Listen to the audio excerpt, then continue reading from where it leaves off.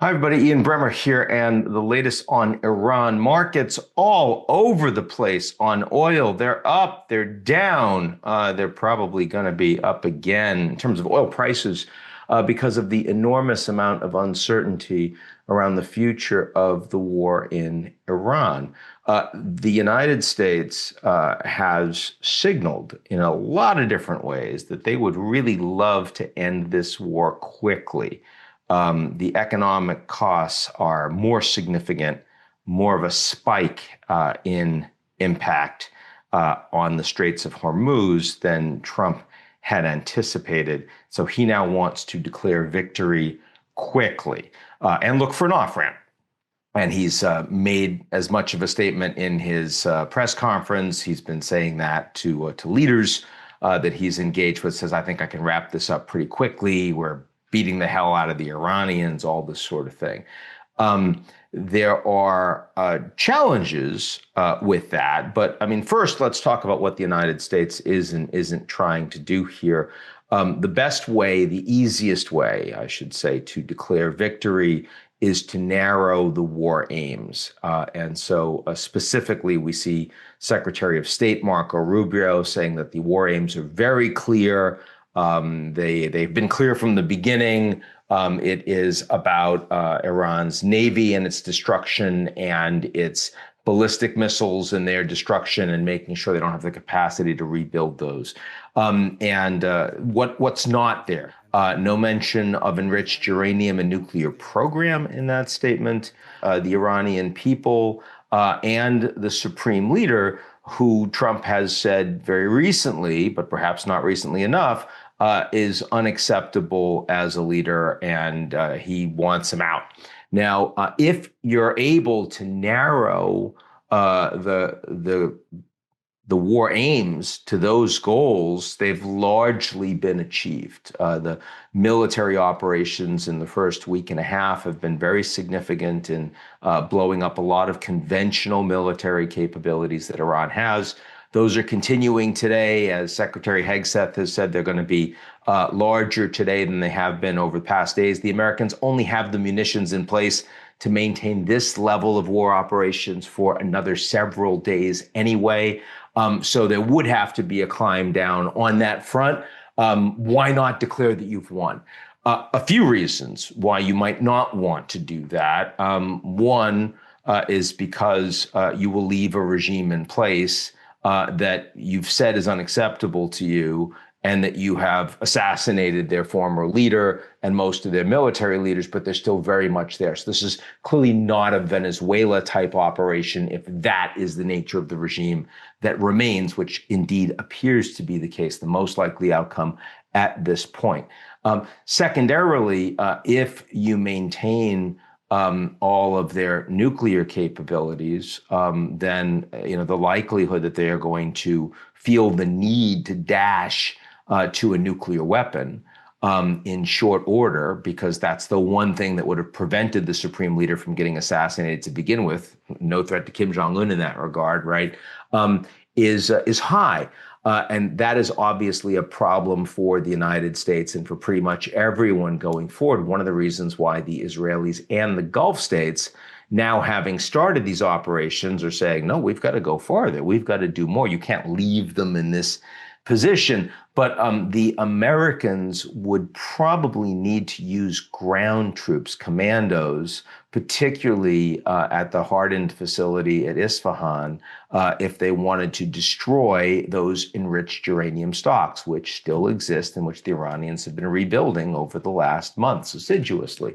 So that's a dangerous thing to do, and Trump so far has been reluctant to give that order. The fact that that's not been mentioned over the last 12 hours implies that maybe that is not as important, or they're skittish about that. And then, of course, you have the ongoing drone capabilities that if you don't get some kind of a deal with the Iranians, they don't have as many missiles that they can launch. If you look at the numbers of the missiles that have been launched, the drones that have been launched against all the Gulf targets, those numbers have come way down over the last week. But you don't need many to cause significant disruption and damage, particularly in terms of stopping ships from going through the Straits of Hormuz.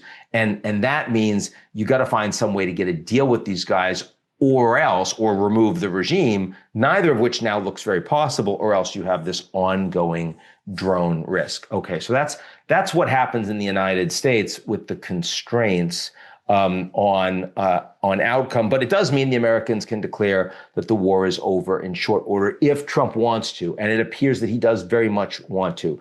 Another reason why it looks likely is because Trump has now in the last 24 hours been pushing Israel hard in wrapping up their military operations in Lebanon, which has surprised the Israelis mightily. They feel like they have a free hand on the ground. They've been struck first at the orders of the IRGC, the Islamic Revolutionary Guard Corps. Now they've got ground operations, bombing operations. The Lebanese government is saying that there should be a arrest order on top Hezbollah leaders. We've never seen this before from the Lebanese government. So Israel feels like they're making real progress. They certainly don't want to stop now. So getting the Israelis to stop is hard. And the Israelis, who are very much fully involved, right, in the military operations there and critically in Iran, they're the ones that did the assassination strikes in the initial hours of the attacks. They're the ones that hit the oil facilities outside of Tehran, which angered the White House. They said that went too far. That's problematic. That's going to lead to the Iranian people having a bigger problem with all of this. The photos are bad. I mean, the optics are bad. You've got to reconstruct all this stuff if you want to rebuild Iran at some point. The Israelis don't care as much about rebuilding Iran.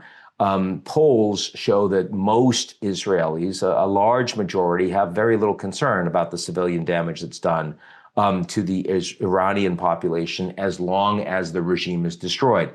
That leads to a civil war from Israel's perspective. That's okay. That leads to sort of fragmentation of Iran. That's okay. That leads to a new regime. That's even better. But as long as this regime is destroyed, their nuclear capabilities are taken out. The Israelis certainly would like to see the assassination of this new supreme leader and feel more strongly about it than Trump does, even though he's the one that's been making those statements over the last couple of days. So getting the Israelis to stop, certainly the Americans have a lot of influence there, as we saw in the final days before a first phase one peace agreement on Gaza, but ultimately does not have veto power, or at least has not been willing to use veto power. And that is a constraint on what Trump can do. But then, of course, there's also the issue of where the Iranians are, because Trump really wants the Straits of Hormuz open.